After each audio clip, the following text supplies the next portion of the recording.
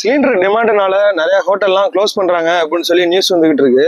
இந்த சிலிண்டருக்கு மாற்றா வேற ஏதாவது சோர்ஸ் இருக்கா அப்படின்னா நிச்சயமா இருக்குது. ஐயா நம்மாழ்வார் சொன்னதுதான் தற்சார்பு பொருளாதாரம். தற்சார்பு பொருளாதாரம் அப்படின்னா நம்ம வீட்டுக்கு தேவையான உணவுப் பொருட்களை நாமளே உற்பத்தி பண்ணிக்கிறது. அப்படி நம்ம வீட்டுக்கு சமையலுக்கு தேவையான கேஸை நாமளே உற்பத்தி பண்ணிக்கலாம். இதுதான் பயோகேஸ், தமிழ்ல சாண எரிவாயு அப்படின்னு சொல்லி சொல்லுவாங்க. இதை எப்படி தயாரிக்கணும் அப்படின்னா மாட்டு சாணம், அக்ரிகல்ச்சர் வேஸ்டேஜ், தண்ணி இது எல்லாத்தையுமே காத்து போகாத ஒரு தொட்டியில போட்டு அடைக்கணும். அதுல இருக்கக்கூடிய பாக்டீரியாக்கள் மூலமா நொதித்தல் நடக்கும். அந்த நொதித்தல் மூலமா மீத்தேன் கேஸ் உருவாகும். அப்படி உருவாகக்கூடிய அந்த மீத்தேன் கேஸை நம்ம வீட்டு சமையலுக்காக பயன்படுத்திக்கலாம். இந்த கேஸ் நம்மளோட ஹெல்த்துக்கும் சரி, சுற்றுச்சூழலுக்குமே சரி எந்த ஒரு கெடுதலுமே கிடையாது. இதுல மீதமாகக்கூடிய வேஸ்டேஜை அக்ரி லேண்ட்ல கொண்டு போடுறோம் அப்படின்னா அது ஒரு நல்ல உரமா செயல்படும்.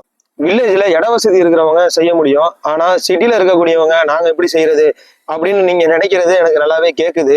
இது நாம நினைச்சோம்னா ஒன்றும் பண்ண முடியாது. ஆனா கவர்மெண்ட் நினைச்சிச்சு அப்படின்னா கிராமத்துல ஒரு இடத்த செலக்ட் பண்ணி அங்க பயோகேஸ் பிளான்ட்டை போட்டு அங்க இருந்து உற்பத்தி ஆகக்கூடிய கேஸை சிட்டிக்கு சப்ளை பண்ணலாம். அப்படி சிட்டிக்கு சப்ளை பண்ணும்போது கிராமப்புறங்கள்ல வேலை வாய்ப்புகள் அதிகமா உருவாகும். அப்படி உருவாகும் போது நம்ம நாட்டோட பொருளாதாரம் இன்னமும் மேம்படும். இதைதான் சீமானனும் மேடைக்கு மேடை சொல்லிட்டு வந்துட்டு இருக்காரு. நாம் தமிழர் கட்சி ஆட்சிக்கு வந்துச்சு அப்படின்னா தற்சார்பு பொருளாதாரம் அதிக அளவுல ஊக்குவிக்கப்படும் அப்படின்னு சொல்றாரு. இதை பத்தி நீங்க என்ன நினைக்கிறீங்கன்றத கமெண்ட் பண்ணுங்க. விவசாயம் பண்ணிட்டு இருக்கக்கூடிய உங்க ஃப்ரெண்டுக்கு இந்த வீடியோவை ஷேர் பண்ணிட்டு மறக்காம நம்ம பேஜை ஃபாலோ பண்ணிருங்க. செல்போன்ல எத்தனை ஜியும் வரலாம், 11G 13G 14Gலாம் வரலாம். ஆனால் கஞ்சி விவசாயி நாங்கள் தான் ஊற்றணும்.